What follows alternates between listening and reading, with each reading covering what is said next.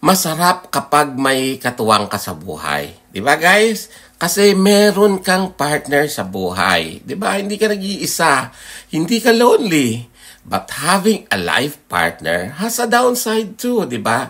Meron rin downside yun kasi malilimitahan yung pag-expand ng network mo. Hindi mo pwedeng puntahan lahat. Di ba? Kasi limitado, may magagalit. Hindi pwedeng kaibiganin lahat. 'Di ba? May ganon, 'di ba? Hindi ka pwedeng makihalubilo kung kanino-sino lang, 'di ba? Limitado yung makikilala mong tao. Naniniwala kayo doon? Okay. That's the price of having someone by your side. Kaya kung maririnig nyo ito, mapapanood nyo ito, 'di ba? Tapos ikaw ay wala pang 25 years old, I suggest huwag ka munang pumasok sa isang seryosong relationship o relasyon.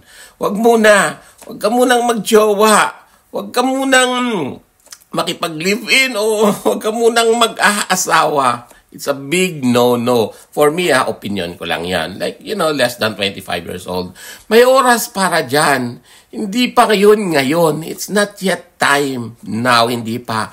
Success is not about diploma or diskarte. It's all about building the right connections in the society.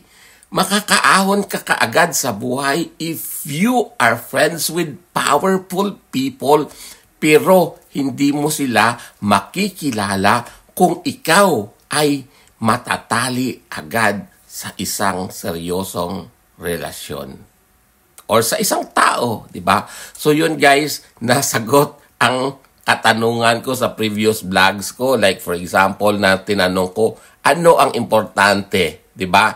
Diskarte or diploma? So sabi ko, it's not about diskarte or diploma, but building the right connections in the society. There you go.